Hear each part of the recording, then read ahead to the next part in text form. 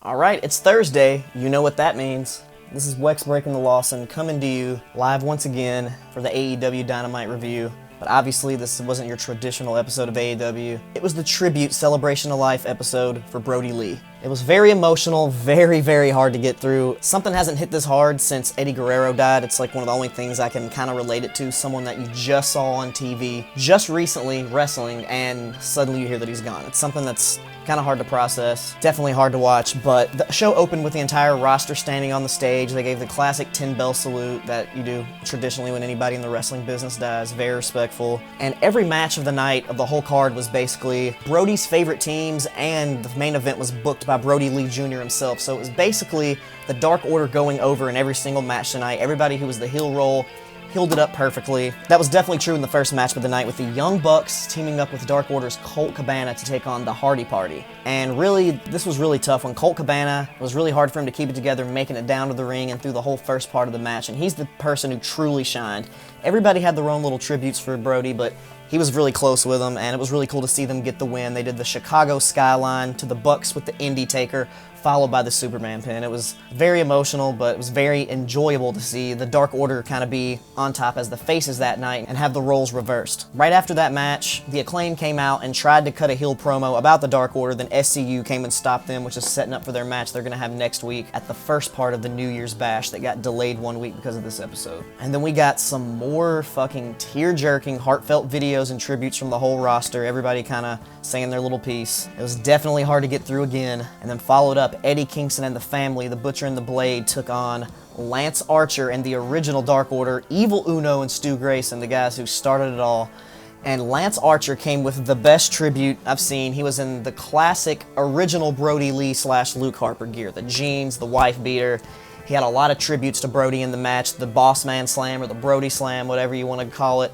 Discus Lariat, everybody was just doing all the great tributes to Brodie. It was nice to see. Eddie Kingston even wore the Notre Dame football jersey. That was their inside thing. They love Notre Dame football. That was a nice little tribute from him. And this was like a big hoss fight. They were just hitting big power moves all over the place. Of course, the Dark Order picked up the victory again, keeping that same theme throughout the night. And after the match, they got a beat down. And we even got some action with Jake the Snake himself hitting the short arm clothesline. That was a fucking sick pop. Like, that just put the little icing on the cake for that one. And possibly my favorite Dark Order team, John Silver, Alex Reynolds teaming up with Hangman Adam Page, the Good, the Bad, and the Hungry, once again, one of Mr. Brodie Lee's favorite teams, going up against the Inner Circle, who were the perfect choice for the Hill tonight, because we got Santana and Ortiz teaming up with MJF, and MJF was going full Puerto Rican flag trunks, proud and powerful headband.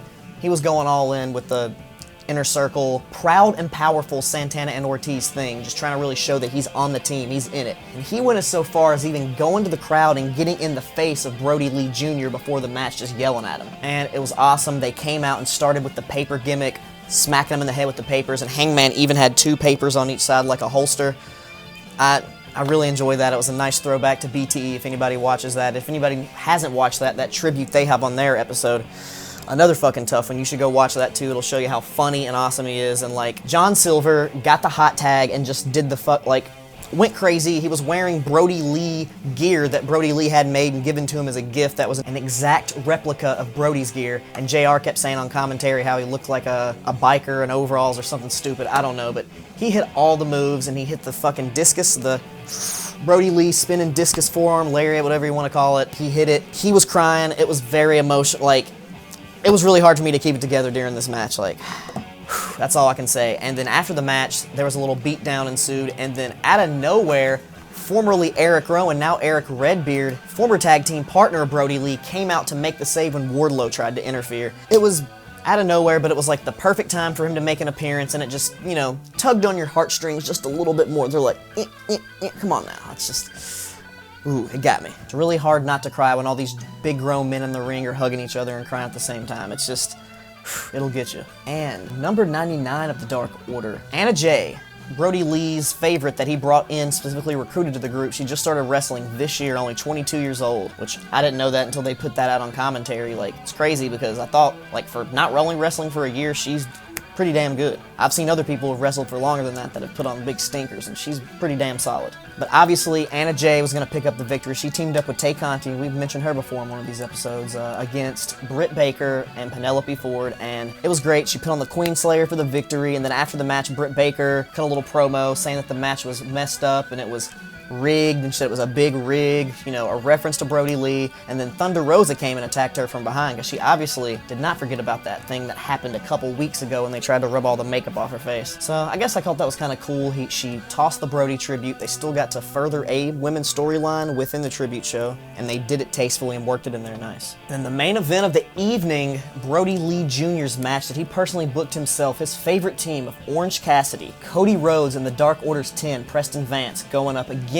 Team Taz. And again, the Hills in this match, Team Taz, they played their roles perfectly. They did everything they needed to do. It was great. Cody got his shit in, of course. Really, when the hot tag came from 10 is when all the work started to happen, because obviously it's the Dark Order guy, it's Brodie's other guy that he really gave a lot of advice to and really helped.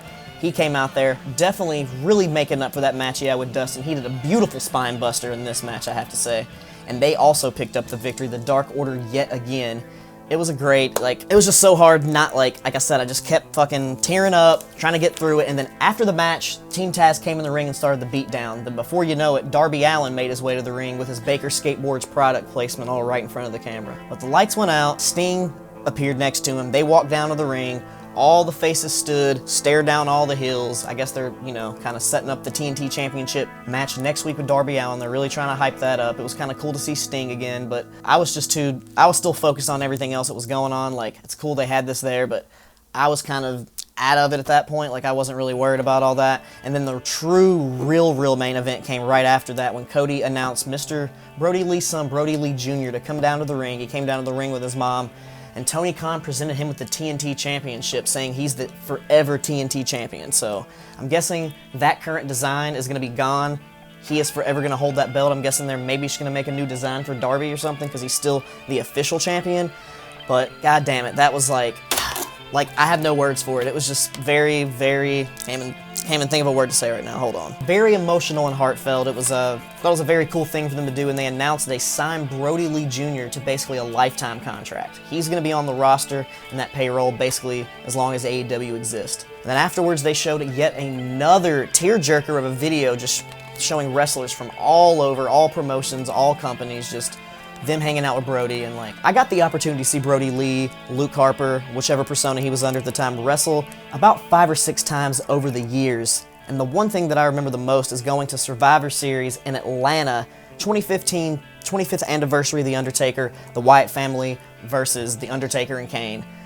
And just, I don't know, just because it was being there, such a big, memorable event, that's the main, one memory, personal, I guess, closer memory, because I was there with Mr. Brodie Lee, Luke Harper, but I've been watching him wrestle on TV for years, and I've always thought he was a great performer. Obviously, he was underutilized in WWE. Great athletic big man. It just sucks that when he finally gets his main event push his due, that thing you've always wanted, that big monster heel, the top spot guy, he had to lose his life at such a young age, and it's just disappointing that WWE wasted him for so many years, but there's no reason to worry about that right now. He's gone, and just may he rest in peace, and may his family be okay. And I just want to say, I never had a dad myself, and from everything that I can say that everyone said about this man, he was the model father, the best thing you can ever have. Most my friends that I have that have dads, except for 4 or 5, most of their dads suck too. So I know that most dads are shitty, and this guy was a fucking stand-up father,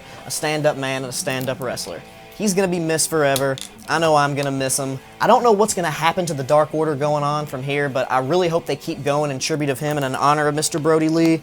Maybe John Silver can take over the reins. That'd be awesome. That'd be really cool. Or maybe Mr. Redbeard will come in there and hold it down for a little while. But to the Dark Order and to Mr. Brodie Lee, one last final drink of Kool-Aid for you, buddy.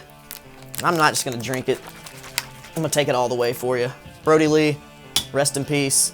There's not going to be a rating for this week's episode of the review because you can't rate a show like this. It's fucking nothing but love. Rest in peace, Brodie Lee. We love you.